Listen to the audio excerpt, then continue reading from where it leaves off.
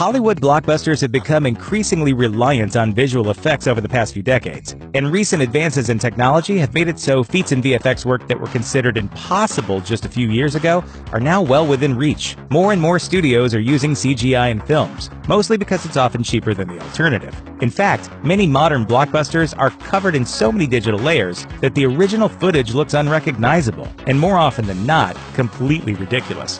Here's what these movies really looked like before special effects were added.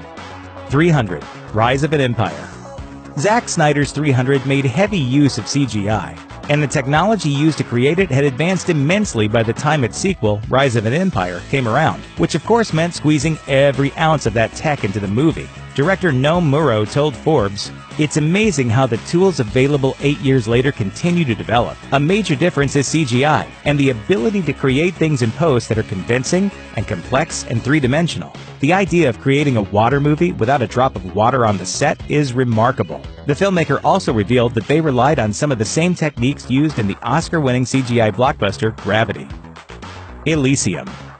Neil Blomkamp's follow-up to his acclaimed debut District 9 didn't exactly go as planned, despite the star power of Matt Damon. The blockbuster sci-fi film cost a whopping $115 million to make, but only returned $93 million at the domestic box office. But while Blomkamp took full responsibility for the film's failings, the South African director didn't have any complaints about the special effects team, which had to put together over 3 times as many VFX shots as they had for District 9. Jurassic World.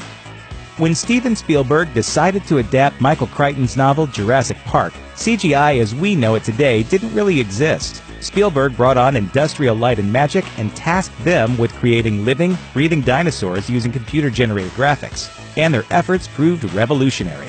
Of course, it wasn't just CGI that brought the inhabitants of Jurassic Park to life. There were a number of practical effects used too, and ILM mixed it up in the same way for Jurassic World. The 4th film in the franchise used detailed white casts of dinosaur heads that would later be layered with CGI for close-up shots. And they used actors in motion capture suits to make sure their movement seemed real. VFX supervisor Tim Alexander told Below the Line, "It gave us a new natural look for the animation. We ended up casting a person to give us a consistency in the performance. There were individual people being that raptor. We had suits that they would put on with a tail." Mad Max Fury Road. When George Miller returned to the world of Mad Max with his critically acclaimed Fury Road in 2015, audiences were blown away by the sequel's frenetic pace and visceral action, much of which was achieved through the hard work of inventive mechanics who built the vehicles used in the movie from scratch. The chase scenes were all shot for real, but the final product wouldn't have looked anywhere near as eye-popping if it weren't for the VFX team. Led by supervisor Andrew Jackson, hundreds of CGI artists enhanced over 2,000 shots in Fury Road, from adding characters to creating an epic toxic storm. The Avengers. When Earth's mightiest heroes teamed up on the big screen in 2012, the stakes were high for Marvel Studios and their team of visual effects artists. Jeff White, the film's VFX supervisor, told MTV, "With Avengers, there were so many things to get right. We created a lot of New York City for the film and needed to build flying shots of Iron Man all from photography. We had to build a new Iron Man suit, the Mark 7, and Stark Tower. We had to build the alien race. When you add all of those things up, there were quite a few challenges there." Green screens were used during most of the film's action sequences, so the cast spent a good chunk of time reacting to invisible threats and taking cover from fake explosions. The biggest hurdle they faced was inserting the Hulk into group situations. White explained, "We wanted it to feel very natural when he's sitting in that circle of Avengers. We spent a lot of time working on his skin and his hair and his teeth just to make sure all of that was believable." Man of Steel. To create the illusion of flight, Richard Donner's Superman employed wire rigs to hang leading man Christopher Reeve in front of different projected backgrounds. The film is a classic, and the effects look great in the 70s, but watching it today, it feels as though you're flying with Superman as opposed to him flying past you. Something Man of Steel director Zack Snyder wanted to avoid when he set out to make Superman soar. Snyder decided to use a handheld approach to filming Clark's flying scenes, which meant adding in most of the effects in post. Wire rigs and gimbals were used to suspend Henry Cavill in front of green screens, and the CGI team did the rest. Iron Man 3. When the first Iron Man movie dropped in 2008, director Jon Favreau wasn't known for CGI-heavy features, but advances in technology had convinced him to change his stance. I've always steered away from using visual effects whenever possible. That being said, in the last few years, there have been a lot of wonderful visual effects movies where it's beginning to become seamless even to me. Favreau returned for the sequel, but Shane Black took the reins for Iron Man 3, which contained some of the most challenging visual effects yet. Marvel Studios head honcho Kevin Feige explained, "We wanted the ability to be able to suit up anywhere, anyhow, without a giant gantry. The answer was having Tony Stark design outlets he injects just below the skin, not unlike the comics, allowing him to call the Iron Man suit from anywhere. To pull off the effect, each individual piece had to be digitally added to Robert Downey Jr.'s body after the fact." Spider-Man: Homecoming. Years of gymnastics training really paid off for Tom Holland on the set of Spider-Man: Homecoming, the character's eagerly anticipated introduction to the Marvel Cinematic Universe. Even with the advances in CGI in recent years, it helps to have an actor who feels comfortable jumping around in tights and doesn't mind hanging around on wires all day long. This was the case with the film's Washington Monument scene. But while that was indeed Holland under the Spidey mask, the monument itself was a fake, erected on a studio soundstage. We couldn't film at the real Washington Monument, but we built very impressive, very large chunks of the monument for filming.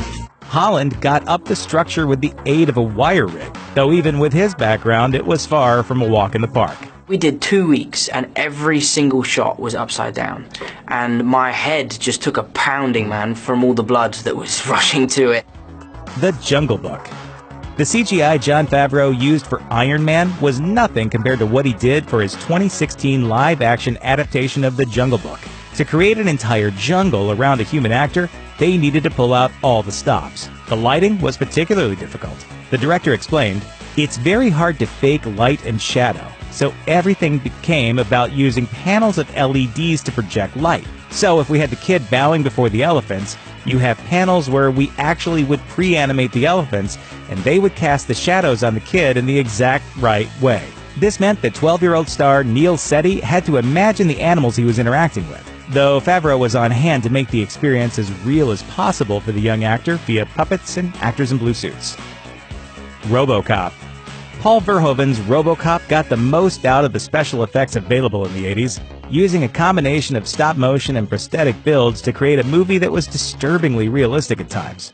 In the 2014 reboot, Murphy gets his injuries in an explosion that was created digitally, but the suit he dons afterward was actually real. And there was a philosophy from the start that we're going to have a head-to-toe suit. The challenge was building a suit that was mobile and easy for the digital department to add on to. The Martian.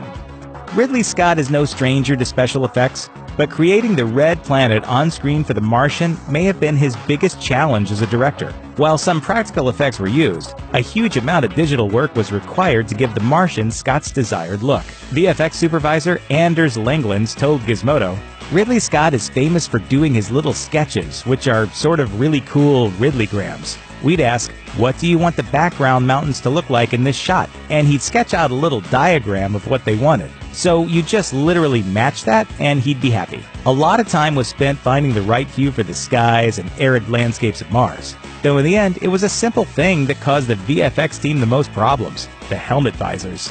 But of course, glass visors would reflect the crew and the lights and the soundstage. So all the helmet visors you see in the film are actually added in digitally.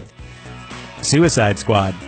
David Ayer's anti-hero ensemble Suicide Squad definitely had its flaws, but few of those were the fault of the many visual effects houses, 18 companies in total, that worked tirelessly on it. Imageworks were the ones who handled the squad's final battle with Enchantress, and the movie's villain proved to be a huge challenge. According to VFX supervisor Mark Breakspear, he told Art of VFX, "Enchantress was a unique challenge as the actress had been shot without a costume, as we had to add it in later to allow it to behave in a way that normal cloth or materials couldn't." Breakspear later told AWN that of the 300 shots they enhanced for the film's third act, dealing with the Enchantress's tattoos proved the most difficult. That was amazingly tricky to make sure it looked like skin, but also had the translucency that we needed to see the subsurface tattoos. The Wolf of Wall Street. Watching Martin Scorsese's ode to excess, The Wolf of Wall Street, the only scenes that stick out as being possibly computer-generated are the one during which Jordan Belfort's yacht sinks, and the one when a lion wanders freely through his office. but a visual effects reel released by Brainstorm Digital revealed that some of the most basic shots in the movie were rendered with CGI. From sun loungers to tennis courts, Brainstorm made plenty of subtle touches to bring the film in line with the director's vision. VFX producer Mark Russell told Digital Arts, "Working with Martin Scorsese, everything is about propelling a story forward and contributing to the film. I feel that with his movies, there is a kind of stylized realism to them that we have to integrate with." San Andreas. The amount of destruction on show in this Dwayne Johnson-led blockbuster definitely doesn't come cheap. But San Andreas actually cost a lot less to make than many of the big natural disaster flicks that came before it. According to Variety, the production budget was only $114 million, roughly half the amount needed to bring Roland Emmerich's 2012 to the big screen. The film's visual effects supervisor, Colin Strauss, was able to keep costs down by employing practical solutions to problems that most visual effects companies would solve with only computers today. As he explained it, you can make a $100 million movie look like a $200 million movie. You can make movies way smarter. CG, for the sake of CG, is always a mistake. They still had their work cut out for them, though. 7 different companies worked together to render 1,300 VFX shots for the movie. Thanks for watching. Click the looper icon to subscribe to our YouTube channel. Plus, check out all this cool stuff we know you'll love too.